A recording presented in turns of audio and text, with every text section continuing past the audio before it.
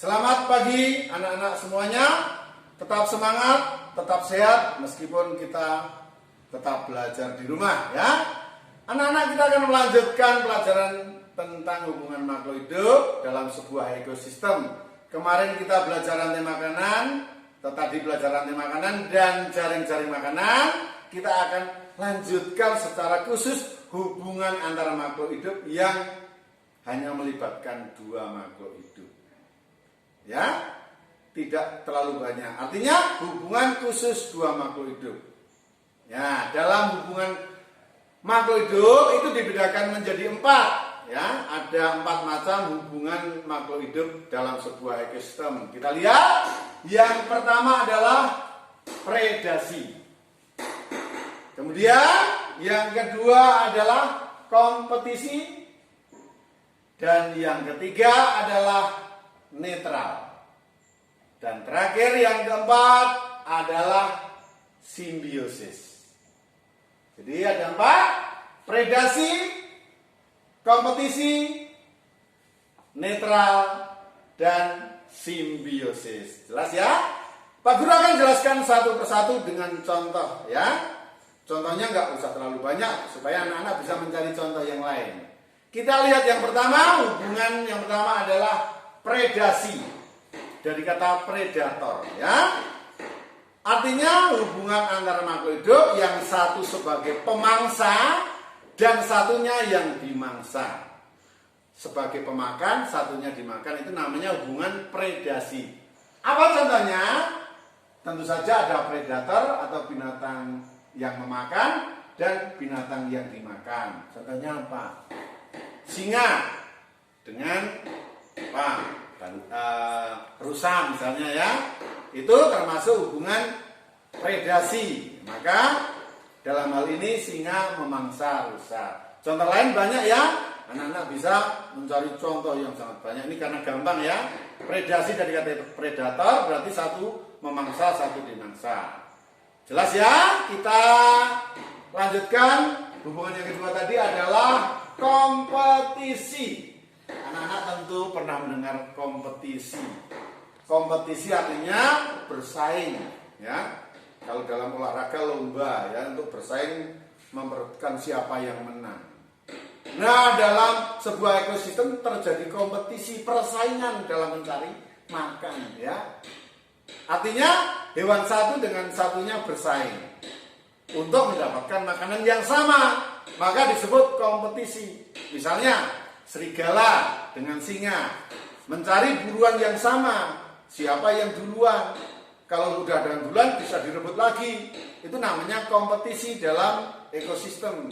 Nah, jadi contoh hubungan kompetisi adalah singa dan serigala. Ya, jelas ya? Itu kompetisi. Contoh lain anak-anak bisa nyari ya. Harimau dengan singa juga bisa berkompetisi ya. Kemudian kita lanjutkan, yang ketiga adalah netral. Netral itu hidup bersama, mencari makan di tempat yang sama, tapi tidak mengganggu. Mengapa tidak mengganggu? Karena hidupnya bareng tapi makanannya berbeda. Yang dimakan berbeda maka nggak bersaing. Kalau yang dimakan sama namanya kompetisi. Kalau hidupnya bareng di tempat yang sama, di padang rumput yang sama misalnya, tetapi jenis rumputnya berbeda, jenis daun yang dimakan berbeda, maka itu namanya netral. Contohnya apa ya? Ini panda dengan monyet ya. Itu tidak rebutan makanan ya. Kemudian yang kedua, katak dengan ikan sama-sama mencari makanan di kolam, tapi yang dimakan jenisnya berbeda. Nah, maka ini disebut hubungan yang netral ya. Di dalam hutan banyak sekali seperti itu ya. Nah, contoh lain anak-anak kembali bisa mencari ya. Sekarang kita masuk yang terakhir yang disebut simbiosis. Simbiosis itu hubungan dua makhluk hidup yang erat. Erat itu bukan berarti saling menguntungkan ya. Artinya selalu bareng, dua makhluk itu selalu bersama. Bersama dalam arti negatif, bisa juga positif. Maka kita lihat contohnya seperti apa. Simbiosis yang pertama adalah simbiosis mutualisme. Apa itu simbiosis mutualisme? Simbiosis mutualisme adalah hubungan dua makhluk hidup, yang satu untung dan satunya juga untung, atau hubungan dua makhluk hidup yang sama-sama untung. Itulah yang disebut mutualisme. Misalnya apa? Kupu terbang mencari bunga, ya. Kupunya untung enggak? Kupu-kupunya untung menghisap nektar, ya. Emang bunganya untung, Pak Guru? Oh, jelas bunganya untung, ya. Karena tanaman itu mempunyai bunga-bunga untuk penyerbukan. Penyerbukannya dibantu oleh kupu-kupu. Jadi bunganya untung atau tanamannya untung, kupu-kupunya dapat nektar tadi, sama-sama untung. Misalnya lagi lebah.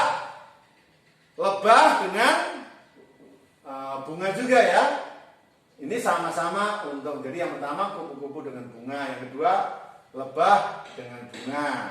Misalnya apalagi yang mutualisme, yang sama-sama untung, ya. Misalnya di laut, ya, ada ikan badut dan anemon, ya.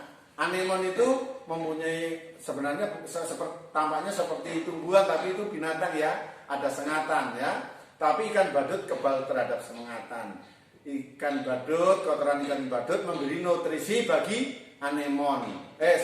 Anemon mendapatkan nutrisi dari kotoran ikan badut. Jadi anemonnya untung. Ikan badutnya juga untung. Karena saat ada binatang yang lain mau mengejar ikan badut itu, dia bisa bersembunyi mendapat perlindungan dari anemon. Maka disebut sama-sama untung. Nah, dalam tubuh kita juga ada bakteri. Jadi hubungan manusia dengan bakteri yang misalnya bakteri pembusuk dalam usus besar, anak-anak sudah belajar namanya bakteri coli, kan? Itu juga termasuk simbiosis mutualisme karena menguntungkan, ya, sama-sama untung, ya. Bakteri itu ada yang menguntungkan, ya. Nah, itu namanya simbiosis mutualisme, ya. Jelas, ya? Sama-sama untung, dua makhluk hidup sama-sama untung. Nah, sekarang yang kedua, simbiosis komensalisme. Nah, apa itu, anak-anak? Simbiosis komensalisme adalah hubungan dua makhluk hidup yang satu mendapat keuntungan dan satunya tidak mendapat apa-apa. Tidak mendapat apa-apa ini artinya ini tidak untung dan tidak rugi, sedangkan yang makhluk hidup yang satu ini untung. Maka disebut komensalisme. Jadi komensalisme adalah satunya untung, satunya tidak untung, tidak rugi. Tidak dapat apa-apa. Contohnya apa, anak-anak? Tanaman anggrek. Anggrek menumpang pada tumbuhan lain inangnya, ya, tumbuhan yang besar. Kalau tumbuhan yang besar itu ditumpangi anggrek, dia nggak akan mendapat kerugian karena anggrek nggak mencuri makanan, ya. Anggrek hanya menumpang, ya. Maka hubungan antara anggrek dan inangnya, inang itu tumbuhan yang ditumpangi, termasuk hubungan komensalisme. Jelas, ya? Yang kedua, ikan remora dengan ikan hiu, ya. Ini gambarnya. Ikan remora dan ikan hiu ini hubungan komensalisme. Yang untung itu remoranya. Kok untung? Emang nggak takut dimakan? Enggak, ya. Ikan hiu nggak mau makan yang kecil-kecil kayak gitu, cuma geli, ya. Nah, ikan remora ini untung karena mendapat makanan sisa-sisa dari ikan hiu. Ketika ikan hiu mendapat makanan, ada daging yang tersobek kecil-kecil, itu dimakan oleh ikan remora. Selain itu, ikan remora mendapat perlindungan dari ikan hiu. Sebenarnya ikan hiunya nggak melindungi, cuma ketika ada ikan yang besar mau mengejar remora, ada hiu di situ, dia takut, sehingga remora mendapat keuntungan. Tapi hiunya tidak dapat apa-apa, ya kan? Maka disebut komensalisme. Jelas ya? Oke, terakhir adalah simbiosis parasitisme, dari kata parasit. Ya, parasit itu hidup menumpang mencuri, menumpang mengambil. Nah, contohnya apa, anak-anak? Nah, di dalam pohon yang besar selalu ada namanya benalu. Benalu itu tidak hanya numpang kayak anggrek. Kalau anggrek cuma numpang ruangan, bisa memproduksi makanan sendiri. Tetapi kalau benalu itu akarnya nembus di batang yang ditumpangi, sehingga mencuri. Tanaman yang ditumpangi benalu kehabisan makanan karena sudah dicuri, ya. Maka benalu disebut parasit. Itu contoh yang pertama. Contoh parasit yang kedua atau hubungan parasitisme yang kedua adalah kutu yang ada di dalam tubuh manusia, ya.